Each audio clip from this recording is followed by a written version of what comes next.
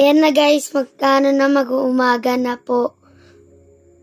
Nagdadrive na po si Papa. Nagbukas na ng bintana, nakita na ang view.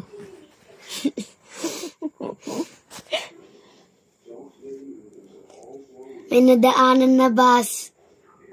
Ayan na po, nandito na po tayo sa dinadaanan.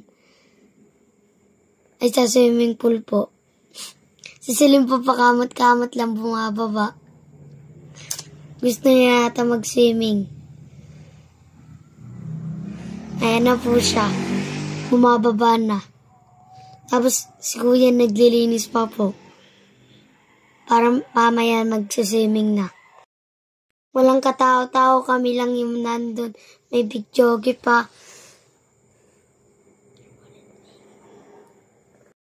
Tapos si Celine po nagpapahangin, sarap buhay. Tapos nag-ano, karaoke. Sila mami. Si Celine naman ulit, nagpapahangin, chill-chill lang.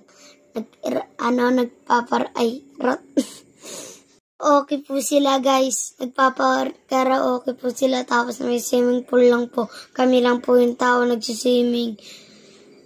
Tapos si Celine po nagchichill-chill lang doon. Tapos kami po nagsiswimming na. Tapos si ate naglilinis pa para sa mga next na madadating. Si Celine nakahiga na po doon. Wala na po katatao. Kami na lang po yung nandyan. Kasi umalis na po yung mga tao. Si Celine po nagduduyan pa.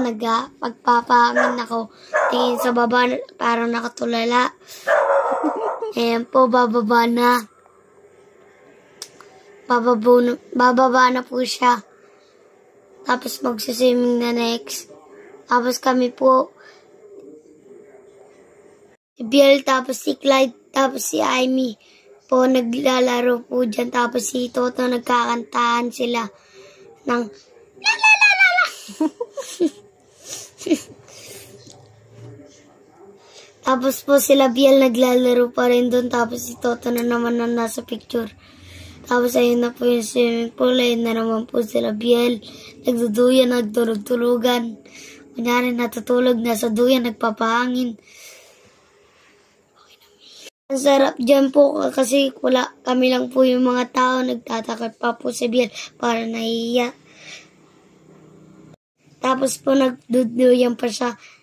Tapos next niyan, mamaya nagkakantahan na naman. Tapos next niya mag-swimming na. Duyan, puro duyan.